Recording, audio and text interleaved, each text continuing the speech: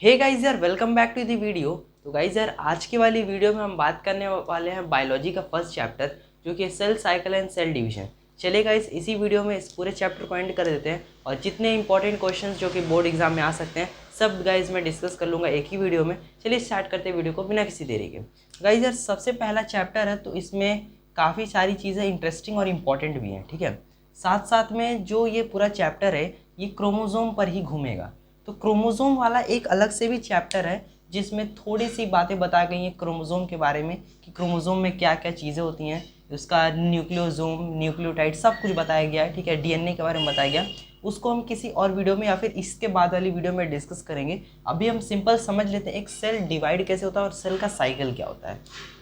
अब गाइस, एक चीज़ यहाँ पे मैं बता दूँ, सेल साइकिल क्या होता है। देखिए, एक सेल हुआ, वो उसके एंड मतलब उसके स्टार्टिंग से एक सेल डिवीजन के एक स्टार्टिंग से, ठीक है, और उसी सेल के एंड तक जो ये पूरा सीक्वेंस चलता है, सीक्वेंस ऑफ इवेंट चलता है, इसी को सेल साइकिल कहते हैं।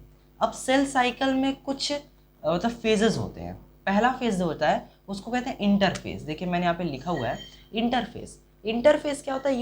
ये एक नॉन डिवाइडिंग फेज होता है जिसमें सेल डिवाइड नहीं करता है, लेकिन तब भी उसके अंदर कुछ चीज़ें चल रही होती हैं, जिसको तीन और फेज में डिवाइड किया गया है, या फिर आप कह सकते हैं तीन और सब पार्ट्स में डिवाइड किया गया है, जिसको हम कहते हैं G1 फेज, S फेज या G2 फेज। अब G1 का नाम इसलिए यहाँ पे है क्योंकि इसे हम कहते हैं गैप वन फेज, ठीक है। S होता है सिंथेसिस फेज, इसमें किसी चीज़ का सिंथेसिस होता है। G2 में क्या होता है? फिर से एक तरह का गैप फेज, ठीक है, या आप कह सकते हैं ग्रोथ फेज, ऐसे करके होता है। तो आइए अब देखते हैं अब इन फेजेस में होता क्या है। सबसे पहले यहाँ पे इंपॉर्टेंट क्या है, इंटरफेज आप याद रखेंगे, ये नॉन डिवाइडिंग फेज है। इसमें सेल आपको डिवाइड करता हुआ नहीं दिखेगा। जब आप इसे माइक्रोस्कोप से देखेंगे तो आपको सेल डिवाइड करता हुआ नहीं दिखेगा, ठीक है। आप सेल के बारे में 9th क्लास में पढ़े थे, सेल के बारे में बताने की जरूरत नहीं है। सेल के कुछ ही इंपॉर्टेंट पार्ट्स यहाँ पे काम आएंगे, जैसे उसका न्यूक्लियस, और न्यूक्लियस के साथ साथ एक और इम्पॉर्टेंट है जो कि सिर्फ एनिमल सेल में पाया जाता है, जो कि होता है सेंट्रोजोम। सेंट्रोजोम अभी मैं बता दूंगा उसका क्या काम है, ठीक है। हम आते हैं G1 फेज में। G1 फेज में सबसे मेजर जो चीज़ होता है वो होता है आरएनए एंड प्रोटीन का, ठीक है। आरएनए एक तरह का मतलब कह सकते हैं एसिड है, ठीक है। राइबोलोज न्यूक्लिक एसिड होता है, ठीक है। ये एक तरह का एसिड है जो कि न्यूक्लियस में पाया जाता है। उसका प्रोडक्शन या फिर उसका आप कह सकते हैं सिंथेसिस होता है। सिंथेसिस मतलब मेकिंग करना, उसका प्रोडक्शन, प्रोड्यूस करना। और प्रोटीन एक तरह की प्रोटीन होती है, उसका प्रोडक्शन होता है, प्रोड्यूस मतलब मेकिंग होता है उसका। फिर एस फेज। एस फेज सबसे ज़्यादा पूछा जाता है एग्जाम में। इसमें क्या होता है? सबसे इंपॉर्टेंट है सिंथेसिस ऑफ डीएनए। डीएनए भी एक तरह का एसिड है जिसको हम कहते हैं डीऑक्सी राइबो न्यूक्लिक एसिड। इसका फुल फॉर्म बहुत इंपॉर्टेंट है, आप लोग देख लीजिएगा, एग्जाम में आ जाता है। चलिए, हमने पढ़ा क्या? एस फेज में डीएनए और हिस्टोन। हिस्टोन भी एक तरह का प्रोटीन है। ये डीएनए और हिस्टोन मिल करके एक स्टैंड बनाते हैं जिसको हम कहते हैं न्यूक्लियोसोम, या फिर एक तरह का हम मॉलिक्यूल कह सकते हैं जिसको हम न्यूक्लियोसोम कहते हैं। इसके बारे में थोड़ा सा आगे पढ़ेंगे। क्या होता है कि 8 जो है हिस्टोन के मॉलिक्यूल्स ऐसे ऐसे में वो ग्रुप होते हैं, ठीक है, 8 रहेंगे, और 2.5 टन्स ऑफ डीएनए होता है, ठीक है। इस पर क्या 8 हिस्टोन होते हैं और 2.5 टन्स ऑफ डीएनए होता है, मिल करके एक न्यूक्लियोसोम बनाते हैं। ऐसे बहुत सारे न्यूक्लियोसोम मिलके एक क्रोमैटिन फाइबर बनाते हैं, ठीक है। वो क्रोमैटिन फाइबर कंडेंस होकर के, कंडेंस मतलब समझ रहे हैं, हाईली कॉइल्ड होकर के क्रोमोसोम बनाता है, और वो क्रोमोसोम यहाँ पे है जिसको हम पढ़ने वाले हैं। ओके, ये बना आपका डीएनए से। डीएनए को थोड़ा सा और अगर हम उसको उसके डेप्थ में जाते हैं तो डीएनए जो होता है वो न्यूक्लियोटाइड मतलब एक पॉली न्यूक्लियोटाइड स्ट्रक्चर होता है। न्यूक्लियोटाइड भी मैं बताऊंगा, लेकिन अभी नहीं, क्योंकि वो एक अलग चैप्टर में हम डिस्कस करेंगे। चलिए अभी आप आगे आते हैं। तो आपने जाना डीएनए और हिस्टोन। डीएनए एक तरह का मैंने कहा एसिड होता है, ठीक है। चलिए आगे बढ़ते हैं। फिर हम आ गए गैप टू फेज में। गैप टू फेज में क्या हुआ? प्रोटीन का सिंथेसिस हुआ। प्रोटीन आपके बुक में बहुत डेप्थ में नहीं है, तो उसको डेप्थ में जाने की जरूरत नहीं है, बस आप याद रखिए प्रोटीन और अदर मटेरियल। अब भाई देखिए, सेल डिवीजन में सिर्फ इतनी चीज़ें इंपॉर्टेंट नहीं है, और भी बहुत सारी चीज़ें हैं जो कि हमें पढ़ाई अभी नहीं जा रही हैं, लेकिन पढ़ाई जाएंगी बाद में। तो वो सारी चीज़ें का प्रोडक्शन होता है या फिर सिंथेसिस होता है। चलिए, हमने इतना पढ़ लिया। अब हम आते हैं डिवीजन फेज पर। अब इसमें एक्चुअल डिवीजन होगा। क्या एक्चुअल डिवीजन मतलब जो हमें दिखता है वो हम यहाँ पे देखेंगे। आइए देखते हैं। अब इसमें दो पार्ट्स में ये फिर से डिवाइडेड है, एक होता है कैरियोकाइनेसिस, एक होता है साइटोकाइनेसिस। अब देखिए सबसे इंपॉर्टेंट क्वेश्चन, कैरियोकाइनेसिस क्या होता है? Division of nucleus. अब एक सेल में सबसे पहला जो होता है काम वो न्यूक्लियस करता है, अपने आप को डिवाइड कर लेता है, ठीक है। क्या हमने देखा कि कैरियोकाइनेसिस हुआ, डिवीजन ऑफ न्यूक्लियस हुआ, फिर साइटोकाइनेसिस होता है जो कि डिवीजन ऑफ साइटोप्लाज्म। साइटोप्लाज्म समझ रहे हैं? एक सेल के अंदर जो जेली लाइक सब्सटेंस, या आप उसी को सिंपल उसका और कुछ नाम नहीं है, जैसे साइटोप्लाज्म उसको कहते हैं, उसके अंदर सारे सेल ऑर्गेनेल्स प्रेजेंट होते हैं, वो सबको कंबाइन करके रखता है अपने अंदर, ठीक है। ठीक है, हम इतना समझ गए। हमने क्या समझा? कैरियोकाइनेसिस मतलब होता है न्यूक्लियस का डिवीजन, और साइटोकाइनेसिस मतलब होता है साइटोप्लाज्म का डिवीजन। सबसे इंपॉर्टेंट क्वेश्चन है, याद रखिए। चलिए इतना हम पढ़ लिए। अब यही कैरियोकाइनेसिस का ही दो तरीके से डिवाइड ये करता है। कैरियोकाइनेसिस में सेल डिवीजन के दो प्रकार हैं, दो टाइप्स हैं। एक माइटोसिस से हो सकता है और एक मियोसिस से हो सकता है। अब देखिए, माइटोसिस एक तरह का प्रोसेस है, मतलब एक तरह का प्रोसेस है जिससे सेल जो है डिवाइड करता है। इसमें इसकी खास बात क्या है कि माइटोसिस जो होता है वो बॉडी सेल्स में होता है। अब बॉडी सेल्स समझ रहे हैं? स्किन के सेल्स हो गए हैं, ठीक है। जितने स्किन सेल्स हैं बॉडी सेल्स हैं, आखिर पूरे बॉडी में सेल्स हैं, एक्सेप्ट जो है हमारे ब्रेन या फिर नर्व सेल्स जो होते हैं वो डिवाइड नहीं होते हैं। वो जो है इसी फेज के बाद, देखिए ये G2 फेज के बाद वो चले जाते हैं G0 फेज में, जो कि एक नॉन डिवाइडिंग फेज होता है। फिर वो कभी वो मतलब एक बार मर गए तो मर गए, वंस डेड मीन्स हमेशा के लिए डेड, ठीक है। फॉर एवर वो डेथ ही रहेंगे, उसके उनका रीबर्थ नहीं हो सकता है, ठीक है। हमने पढ़ा क्या? हाँ, माइटोसिस हम पढ़ रहे थे कि इसमें हमारा बॉडी सेल का डिवीजन होता है। इसको बॉडी सेल को हम सोमैटिक सेल भी कहते हैं, याद रखिएगा, इंपॉर्टेंट है। सोमैटिक सेल, ठीक है। सोमैटिक सेल या बॉडी सेल सब एक है, उसमें वो माइटोसिस। अभी माइटोसिस हम समझ लेंगे होता क्या है। एक और चीज़ आप माइटोसिस के बारे में याद रखिए, माइटोसिस जब होगा, ठीक है, तो टू डॉटर सेल्स निकलेंगे, टू डॉटर सेल्स। जैसे सपोज हम यहाँ बनाते हैं, सपोज ये सेल है, ठीक है, ये हुआ डिवाइड, तो ये अपने में से, ठीक है, दो सेल बनाएगा, अपने आप को ये डिवाइड करके ये बीच में से डिवाइड हो जाएगा, और इसका एक एक जो न्यूक्लियस होगा वो एक दो में बट जाएगा, ठीक है। तो ऐसा करेगा माइटोसिस। जब ये सेल माइटोसिस सेल के हेल्प से डिवाइड होगा, मतलब तरीके से डिवाइड होगा, तो इसमें दो जो है डॉटर सेल्स बनेंगे। लेकिन अगर यही सेल नहीं, ये सेल बदल जाएगा, क्योंकि जो मियोसिस होता है वो सिर्फ जर्म सेल्स में होता है। जर्म सेल्स समझ रहे हैं? जैसे ह्यूमन का रिप्रोडक्टिव सेल हो गया, ठीक है, या फीमेल का रिप्रोडक्टिव सेल हो गया। इसमें जो रिप्रोडक्शन नहीं, डिवीजन जो होता है वो मियोसिस के थ्रू होता है। मियोसिस भी एक टाइप का सेल डिवीजन है, जिसमें क्या होता है, जिसमें एक सेल जब डिवाइड होता है, जैसे इसको हम थोड़ा सा इरेज करके बताता हूँ मैं ऊपर कि हो क्या रहा है बेसिकली।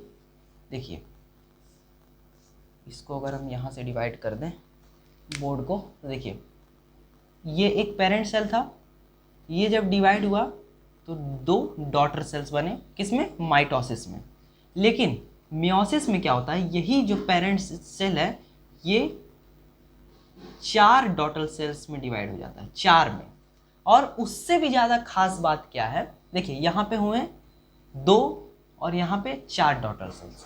उससे भी खास बात क्या है, जब माइटोसिस होगा, ठीक है, माइटोसिस जब होगा, अगर यहाँ पे 46 क्रोमोसोम है, 46 क्रोमोसोम है, 46 मतलब एक सेल में 46 क्रोमोसोम होंगे, ठीक है, 46 क्रोमोसोम। अभी हम क्रोमोसोम वाले चैप्टर में आगे पढ़ेंगे कि किस तरीके से क्या होता है, लेकिन अभी हम यहाँ पे समझते हैं सिर्फ कि 46 क्रोमोसोम है, तो 46 इसको मिलेगा, ठीक है, और 46 इसको मिलेगा, ठीक है। इस तरीके से डिवीजन होगा। लेकिन अगर इसमें देखा जाए, मतलब ये मियोसिस सेल डिवीजन में अगर देखा जाए तो नहीं, नंबर हाफ हो जाता है। 23 एक में जाएगा, फिर 23 एक में जाएगा, 23 एक में जाएगा, और 23 एक में जाएगा। मतलब नंबर ऑफ सेल जो है वो रिड्यूस हो जाते हैं। सिंपल ये कहने का मतलब है, ठीक है। आप इतना समझ गए क्या होता है किसमें। इसको एक तरीके से रिप्रेजेंट किया जाता है एन कन्वर्ट, मतलब अगर देखिए अगर माइटोसिस में डिवीजन हो रहा है तो नंबर ऑफ जो क्रोमोसोम होता है उसको सिंपल एन से डिनोट किया जाता है, लेकिन अगर मियोसिस में हो रहा है तो सॉरी इसको 2n से, और अगर मियोसिस में हो रहा है तो उसको n से, ठीक है। हम ऐसे भी कर सकते थे n और n/2, लेकिन वो सही तरीका नहीं है। ये सही तरीका है कि ये माइटोसिस में जो है 2n होता है और मियोसिस में n होता है। अब इसका एक नाम भी है, इसको हम कहते हैं डिप्लॉइड सेल, डिप्लॉइड सेल, और इसको हम कहते हैं हैप्लॉइड सेल। इसका क्या मतलब है? डिप्लॉइड मतलब इसमें 46 क्रोमोसोम होंगे, मतलब फुल सेट ऑफ क्रोमोसोम होगा। सेट से मैं क्या कहना चाह रहा हूं, जैसे 46 क्रोमोसोम है, क्रोमोसोम हमेशा पेयर में होते हैं। पेयर अगर आप इसका निकालेंगे तो 23 पेयर ही तो आएंगे, एक पेयर में 2 हुआ और 23 है, 23 को हम 2 से मल्टीप्लाई किए 46 आ गए क्रोमोसोम। मतलब विथ मैथमेटिकली हमारे कैलकुलेशन बिल्कुल सही है। क्या हमने देखा? 23 पेयर्स ऑफ क्रोमोसोम हैं और 46 क्रोमोसोम्स हैं एक सेल में, एक ह्यूमन सेल में। ह्यूमन सेल अब वो चाहे आपका सोमैटिक हो चाहे वो, ठीक है, आपका जर्म सेल हो। जर्म सेल में बस क्या होता है कि जब वो डिवाइड करता है ना जर्म सेल, तो वो जो नंबर ऑफ क्रोमोसोम होता है वो हाफ जाता है। इसलिए हाफ जाता है, सपोज अच्छा इसको हम एक तरीके से इसमें क्वेश्चन बन सकता है, ठीक है, क्या क्यों जो मियोसिस होता है उसमें नंबर ऑफ क्रोमोसोम क्यों बढ़ जाता है, और इसको हम रिडक्शन डिवीजन भी कहते हैं। ये याद रखिएगा, इंपॉर्टेंट था, बताना भूल गया। तो हाँ, क्वेश्चन हमारा था कि ये जो 46 था, मान लीजिए ये जब हमारा गैमीट का फॉर्मेशन हुआ, मतलब ये सेल था या ये डिवाइड कर गया गैमीट का फॉर्मेशन, तो एक जो हमारा गैमीट बनेगा ना उसमें सिर्फ 23 क्रोमोसोम जाएगा। ये मैं पेयर की बात नहीं कर रहा हूँ, ठीक है, पेयर की बात नहीं कर रहा हूँ, नंबर ऑफ क्रोमोसोम की बात कर रहा हूँ कि जब 46 होगा ना तो वो 23 में डिवाइड होगा। इसलिए कि मान लीजिए अच्छा सपोज अगर 23 में नहीं डिवाइड होता, 46 ही आता, तो 46 आ गया पेरेंट की मतलब फादर की तरफ से, और 46 आ गया मदर की तरफ से। जब दोनों को ऐड किया तो बहुत ज़्यादा नहीं हो गया, ये 46 से बनना चाहिए था, लेकिन ये कितना बन जा रहा है, ठीक है, 4 हो जा रहा है, 6 हो जा रहा है 12 और 1 ये हो गया 92 क्रोमोसोम टोटल बन जा रहा है, जो कि ह्यूमन होमोसेपियन में नहीं होना चाहिए, 46 ही होना चाहिए। तो इस तरीके से हमने समझा कि इनका रिडक्शन होना, मतलब नंबर ऑफ क्रोमोसोम का घटना, नहीं क्रोमोसोम के नंबर का घटना बहुत इंपॉर्टेंट है ये इस साइकिल को कंटिन्यू करने में, मतलब होमोसेपियंस के साइकिल को कंटिन्यू करने में। चलिए, आपको इतना समझ में आ गया। अब हम आगे बढ़ते हैं। हमने आपको हैप्लॉइड और डिप्लॉइड का मतलब अच्छे से बता दिया है। हैप्लॉइड में क्या, एक ही सेट ऑफ क्रोमोसोम रहेगा, मतलब क्या क्या रहेगा, 23 क्रोमोसोम्स ही रहेंगे। और डिप्लॉइड में क्या होगा, 46 क्रोमोसोम होंगे। क्या होता है कि माइटोसिस में नंबर ऑफ क्रोमोसोम डिवाइड नहीं होते हैं, ठीक है, जो कि अगर 46 पेरेंट सेल में है तो डॉटर में भी 46 आ गया। लेकिन मियोसिस में क्या क्या हो जाता है कि 46 अगर पेरेंट में है तो जब सेल वो डिवाइड करेगा तो 23 देगा, इसलिए ताकि नंबर ऑफ क्रोमोसोम मेंटेन रह सके नेक्स्ट जनरेशन के लिए। चलिए, आपको इतना समझ में आ गया है। अब हम इसको इरेज कर देते हैं क्योंकि आपको इतना आ गया। अब इसी माइटोसिस का जो है ना फेजेस बन गया है। अब हम एक्चुअल देखेंगे सेल डिवाइड कैसे कर रहा है। देखिए, उन पहले आप 4 फेजेस का नाम देख लीजिए, prophase, metaphase, anaphase, telophase. Pro meta ana telo, pro meta ana telo कैसे याद रखेंगे, प्रोफेज, मेटाफेज, एनाफेज, टेलोफेज। अभी मैं बताऊंगा आप इसका डायग्राम कैसे बना सकते हैं बहुत इजीली। देखिए, प्रोफेज में क्या होता है, ये स्टार्टिंग फेज होता है, इसमें सेल मतलब जब वो इंटरफेज से आता है ना तो वो प्रोफेज में ही आता है। प्रोफेज में एक्चुअल डिवीजन स्टार्ट हो जाता है। कैसे? सबसे पहला चीज़ आप देखेंगे जो सेंट्रोजोम है, ठीक है, वो एस्टर बना लेगा, समझ रहे हैं, एस्टर बनाएगा, और वो एस्टर में से एस्ट्रल रेस निकलेंगी, वो एस्ट्रल रेस कन्वर्ट हो जाएंगी स्पिंडल फाइबर में। एक माइक्रोट्यूब्यूल होता है, अगर आप बुक में देखेंगे तो आपको देखने को मिलेगा कि ये एक्चुअली होता क्या है। ये होता है fine microtubules called astral rays radiate out from each daughter centriole and the centriole with its astral rays form ester। आप समझ गए मैं क्या कहना चाह रहा था, ठीक है। तो सबसे पहले देखिए क्या हुआ, डिवीजन स्टार्ट करने से पहले सेंट्रोजोम ही डिवीजन को इनिशिएट करता है, ये इंपॉर्टेंट है। इसके बारे में क्या होगा, सेंट्रोजोम ही डिवाइड हो जाएगा सेंट्रियोल्स में, 2 डॉटर सेंट्रियोल्स में, ठीक है, डिवाइड हो गया, उससे आपके एस्ट्रल रेज बने। वही एस्ट्रल रेज जो है, ये जो फाइबर्स आपको दिख रहे हैं ना, इसको स्पिंडल फाइबर्स कहते हैं, वो बनना स्टार्ट हो गया, ठीक है। फिर यहाँ पे इंपॉर्टेंट क्या है, क्रोमोसोम कंडेंस हो गए थे और क्रोमोसोम डुप्लीकेट हो गए थे। ये होता है विदाउट डुप्लीकेशन वाला क्रोमोसोम। इसी को डुप्लीकेट करना मतलब ऐसे 2 और टांग आ जाएंगे इसमें, मतलब ये डुप्लीकेटेड क्रोमोसोम है। ऐसा आपको देखिए यहाँ पे दिखेगा। न्यूक्लियर मेम्ब्रेन, न्यूक्लियस के बाहर जो मेम्ब्रेन होता है वो डिसअपियर होने लगता है। चलिए आप इतना समझ गए। और ये जो न्यूक्लियोलस है, न्यूक्लियस के अंदर भी एक होता है सेल ऑर्गेनेल जिसको न्यूक्लियोलस कहते हैं, वो भी डिसअपियर होने लगता है। ये हम खत्म कर चुके हैं प्रोफेज अपना। आप ऐसे ही बनाएंगे प्रोफेज, इसको देखिए मैंने डॉटेड से दिखाया ताकि ये लग रहा है कि डिसअपियर हो रहा है। मेटाफेज में क्या हुआ, सारे क्रोमोसोम इक्वेटर पर आ जाएंगे, ठीक है। और ये जो स्पिंडल फाइबर है, ठीक है, ये सेंट्रोमियर, ये जो बीच वाला पार्ट है जिससे 2 क्रोमोसोम, मतलब ये जो क्रोमैटिड्स से ही अटैच्ड है, इनको क्रोमैटिड्स कहते हैं, ठीक है। ये दोनों सिस्टर क्रोमैटिड्स हैं। ये दोनों सिस्टर क्रोमैटिड्स ऊपर वाले एक पार्ट में अटैच होते हैं जिसको सेंट्रोमियर कहते हैं। ये इंपॉर्टेंट है, बोर्ड में पूछा गया था इस साल भी 2024 में, जो कि मैं लिख के आया हूँ, आंसर सही है मेरा। ये हमारा आया था उसमें MCQ में आया था, ठीक है। तो मेटाफेज की पहचान क्या है कि सारे क्रोमोसोम्स जो होंगे वो इक्वेटर पे आ जाएंगे, ठीक है, इक्वेटर पे आ गए और जो स्पिंडल फाइबर है वो उनके सेंट्रोमियर में अटैच हो जाएगा। ये मेटाफेज का पहचान है। चलिए हमने मेटाफेज पार कर लिया। सबसे ज़्यादा बनाने को ये वाला आता है, ठीक है, ये वाला बहुत इंपॉर्टेंट है।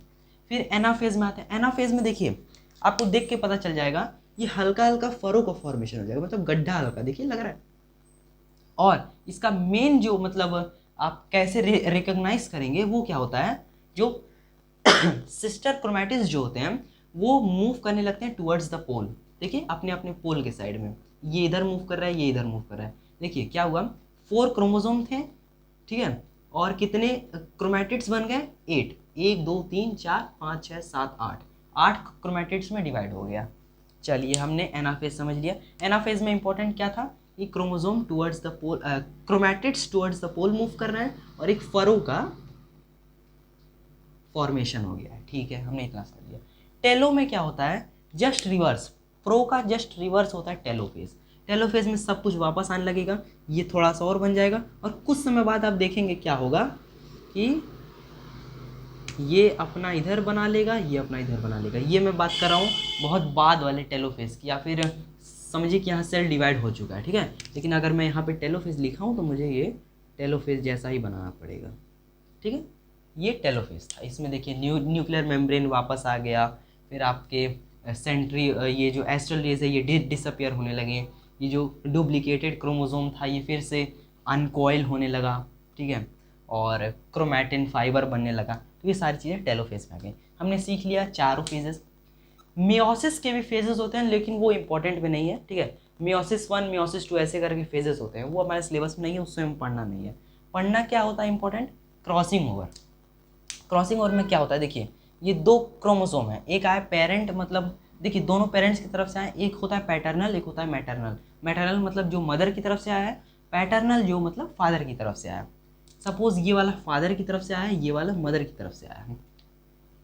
क्या करते हैं ये दोनों क्रोमोसोम, जब ऐसे मतलब होमोलॉगस इनको कहते हैं, जो कि सिमिलर होते हैं देखने में, एक पेरेंट की तरफ, मतलब एक पैटर्नल होता है एक मैटरनल, ठीक है, सेम साइज़ के होते हैं, इनके ऊपर जीन भी सेम होता है, ऐसे करके होता है, ठीक है। क्या होता है, ये दोनों जो लेग्स हैं ना, ये देखिए एक इसका लेग एक इसका लेग, दोनों ओवरलैप कर लेते हैं, ठीक है, और एक चियाज़्मा, ये जो पॉइंट बना है इसको चियाज़्मा कहते हैं। और ये जो फॉर्मेशन है ये चियाज़्मा फॉर्मेशन शो कर रहा है, क्रॉसिंग ओवर शो कर रहा है, वो तो प्रोसेस का नाम हो गया, ठीक है।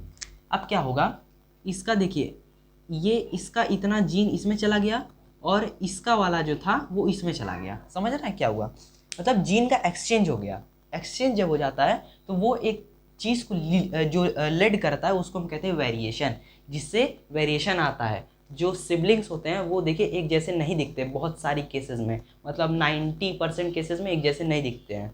और वो तो अलग बात है कि ट्विंस जब आ जाते हैं जैसे मोनोजाइगोटिक या डाइजाइगोटिक, ये आप पढ़ेंगे रिप्रोडक्शन में कि ट्विंस बन जाते हैं, ठीक है, वो सब बात की बात है। लेकिन अभी हम इतना याद रखेंगे कि ये वेरिएशन को लीड करता है, मतलब वेरिएशन को देता है ये।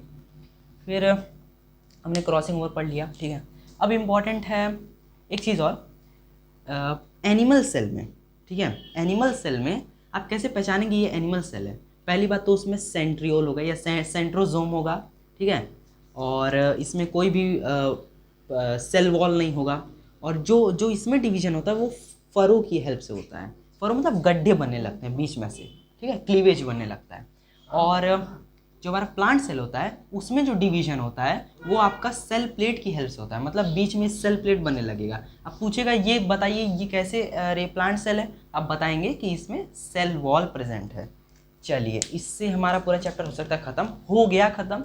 हाँ, एग्जाम में एक चीज़ और इम्पॉर्टेंट है, differentiate between mitosis and meiosis, वो आप किताब से पढ़िएगा। मैंने आपको बता दिया, इतने से आप 1-2 पॉइंट तो बना ही लेंगे, ठीक है, अगर आप किताब नहीं पढ़ते हैं तो। फिर आता है ये बताइए इम्पोर्टेंस ऑफ माइटोसिस। तो सिंपल सी बात है भाई, माइटोसिस से क्या हो रहा है, डिवीजन हो रहा है। डिवीजन सेल का क्या हेल्प कर सकता है, रिपेयर में, ठीक है, फिर रिप्लेसमेंट में, और क्या हेल्प कर सकता है, रिपेयर हो गया, एक रिप्लेसमेंट हो गया, फिर ये और जैसे बुक में लिखा होगा आप देख लीजिएगा वहाँ से, ग्रोथ, रिपेयर, रिप्लेसमेंट हो गया। फिर रिप्रोडक्शन भी लिखा है, लेकिन रिप्रोडक्शन ये सिर्फ वो जो कहते हैं ना ये यूनिसेलुलर में सिर्फ करता है, इस टाइप का, जैसे अमीबा हो गया, ठीक है, ये सब में रिप्रोडक्शन, इसलिए मैंने रिप्रोडक्शन को याद भी नहीं किया था। मल्टी सेलुलर में तो अलग तरीके से होता है, जो कि ये मियोसिस के थ्रू होता है। ठीक है, इतना आपको आ गया है, सारी चीज़ें एनाफेज टेलोफेज सब मैंने बता दिया है, ठीक है। और तो इधर कुछ ऐसा नहीं बुक में। क्रॉसिंग ओवर मैंने आपको बता दिया, होमोलोगस क्रोमोसोम मैंने आपको बता दिया क्या होता है, 2 similar chromosomes of diploid cell. Diploid cell आप बता दिया हूँ मैं, ठीक है ना, जिसमें 46 क्रोमोसोम्स होते हैं, आर कॉल्ड होमोलोगस। इसमें अच्छे से दिया नहीं बुक में, लेकिन मैंने आपको अच्छे से बता दिया है। फिर इधर सारे हो गए। तो उम्मीद करता हूँ आपको ये वीडियो अच्छी लगी होगी।